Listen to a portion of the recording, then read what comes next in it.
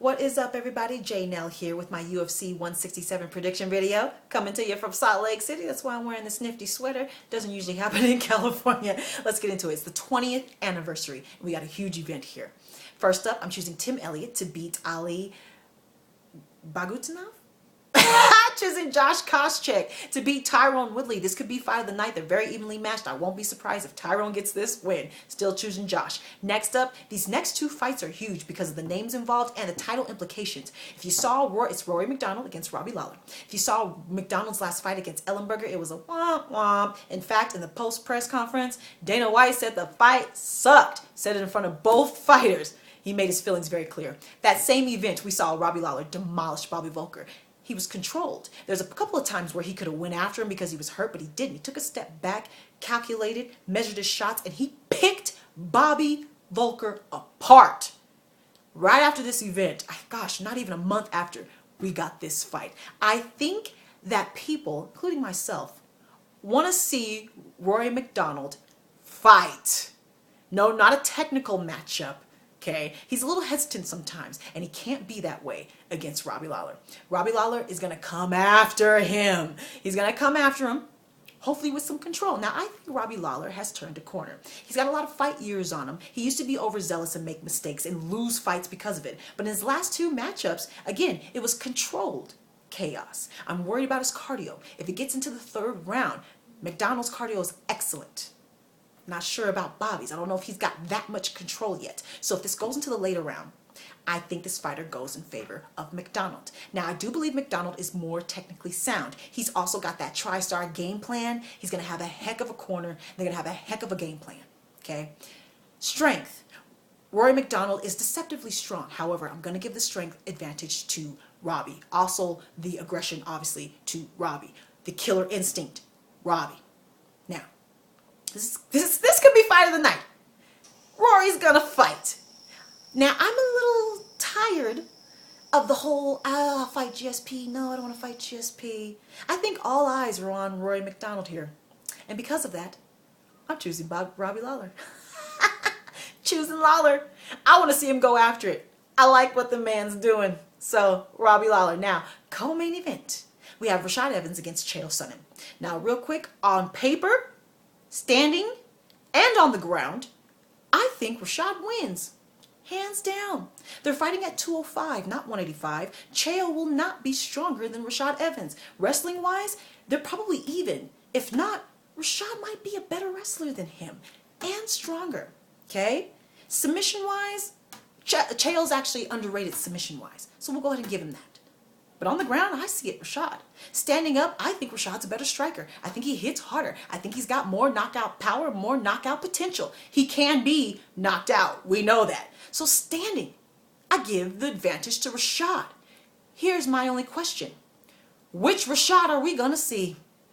He is inconsistent. He always has been. If he comes in and performs at a level 10, he'll win. If he comes in at a level 8, level 7, I think Chael's aggression and his killer instinct could get him this fight. If we see a top-notch Chael and a subpar Rashad, Chael wins this fight. So which Rashad are we going to see? Top-notch Rashad? Nah, not so Rashad? I don't know. And for that reason, I am reluctantly choosing Rashad. Reluctantly.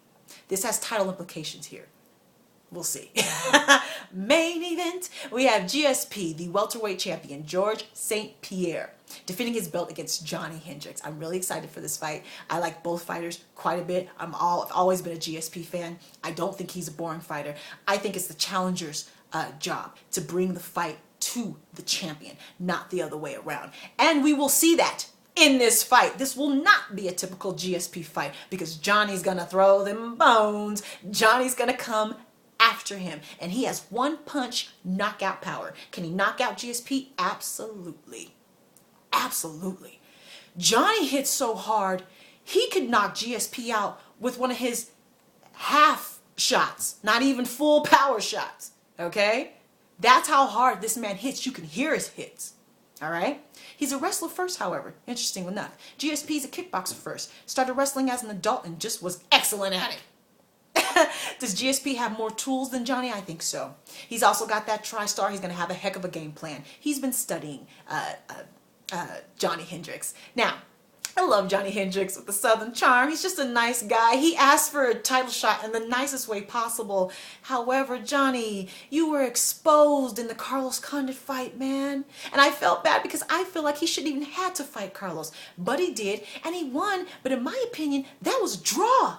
If I've ever seen a draw, that was a draw, in my opinion. I think Johny won the first round and the first half of the second. Carlos won the second half of the second and the third. Draw. Carlos exposed Johny. He exposed his cardio. Johny gassed, and it was noticeable. And Carlos was able to, oh, he really won that third round. It wasn't close. He really won that third round. He exposed Johny. The only person who has better cardio than Carlos and, say, Nick Diaz is GSP. That's it. If this goes fourth, fifth round, Johnny's done. Past third round, Johnny's done, dude. And like I said, he hit so hard that he could possibly stun him or knock him out with one of those survival shots, you know what I'm saying? But that's a lucky shot, and I don't do luck. So I'm going with GSP. Now, first 3 rounds, that's Johnny's shot. Get him then. I don't think he's going to out-wrestle him. GSP is deceptively strong, and in these last 2 fights, he's been huge. His thighs were like heavyweight thighs. So I'm going to have to go with GSP. But if we get a knockout victory, it'll be exciting. And GSP's always been the champ. According to Carlos Condit, he didn't defend that belt because he said you're not the champ until you beat GSP. So forget all that. GSP's the champ. Those are my thoughts. Let me know your predictions. Talk to me. Let me know. Take care. Goodbye, everyone.